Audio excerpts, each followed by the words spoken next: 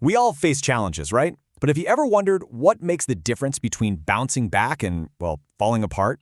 Today, we're diving into the science of resilience. And here's the thing, it's not some magic trait you're born with, it's a skill you can actually build. We're going to lay out the 7 essential pillars for developing some real mental and emotional strength. So, let's get into it.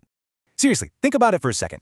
2 people can go through the exact same tough situation, a crazy project at work, a personal loss, and have totally different outcomes. One person kind of bends, adapts, and maybe even comes out stronger. The other one, they break. The difference isn't about luck. It's all about resilience. And the answer isn't about just being tough. No, it's about building something. I want you to think of your resilience like this incredible temple, a structure that you get to design and construct, pillar by pillar, to be strong, stable, and totally secure. Okay, so every great temple has to start with a solid foundation, right? These first few pillars are all about you, the internal groundwork that absolutely everything else is going to rest on. So, our very first pillar is self-awareness. You can't really steer a ship if you have no idea where it's heading. This is all about taking an honest look inside, at your thoughts, your emotional patterns, and what really triggers a stress response for you. That awareness gives you this crucial little pause, a moment where you get to choose how you respond, instead of just reacting on impulse. And once you have that awareness, it leads right into our second pillar, self-regulation. This is where you put that self-awareness into action. It's not about pretending you don't have feelings, not at all. It's about managing them so they don't hijack your brain. It's the skill that keeps your head clear when the world around you feels like pure chaos. And hey, this isn't just some abstract idea.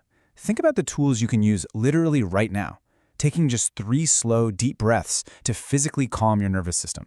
Practicing 1 minute of mindfulness to just pull yourself into the present moment. Or even actively challenging that negative voice in your head. These are simple but incredibly powerful techniques for self-regulation. Next up, our third pillar, self-efficacy. And this one is a real game changer. It's that deep down belief that you are capable and that what you do actually matters. It's the voice inside that says, you know what, I can handle this. That confidence is the fuel that keeps you going when a challenge feels way too big to handle. All right, with that foundation in place, it's time to put up the main framework. These next pillars are all about your mindset, the lens through which you see the world and your place in it. So pillar number 4 is optimism. Now we've got to define this the right way. This isn't about blind positivity or ignoring problems, not at all. Resilient optimism is that core belief that setbacks are temporary and they're solvable. It's facing a problem with the confidence that you will find a way forward. And this leads us perfectly to pillar number 5, mental agility. Because let's be real, life almost never goes according to plan. Mental agility is your brain's secret weapon. It's that flexibility to adapt and find a new route when your first plan just blows up. It's what lets you see an obstacle not as a dead end, but as a chance to find a new path and learn something. I mean, you can see the difference so clearly right here. A fixed mindset. It hits a wall, and it just stops. It thinks, well, that's the only way, and it's blocked. But mental agility? It sees that same wall and immediately starts looking around. It's asking, okay, plan A is a bust, so what's plan B? Or C? Or D?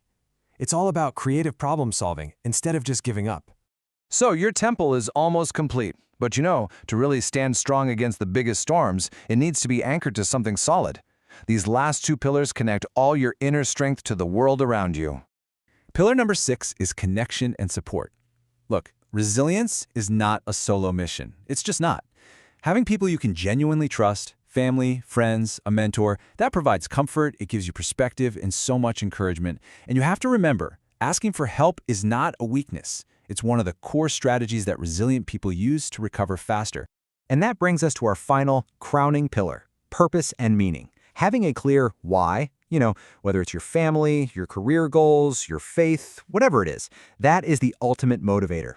It gives you a reason to keep pushing forward, and it actually helps transform pain into real progress.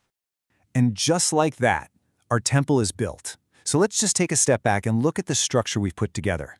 This isn't just a random list of ideas. Each one of these pillars supports the others, creating this powerful system for mental and emotional strength. Let's run through them one last time real quick. We started with the foundation of self, that's self-awareness and self-regulation.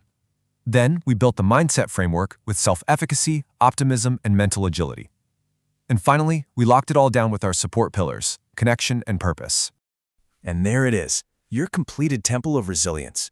See how each pillar holds up the others? It creates this strong, integrated structure that doesn't just survive life's storms. It can stand tall and proud through absolutely anything. So really, the question isn't whether you can build this, it's where are you going to start? You don't have to tackle all 7 at once. Just pick one. Which one of these pillars are you going to start strengthening today?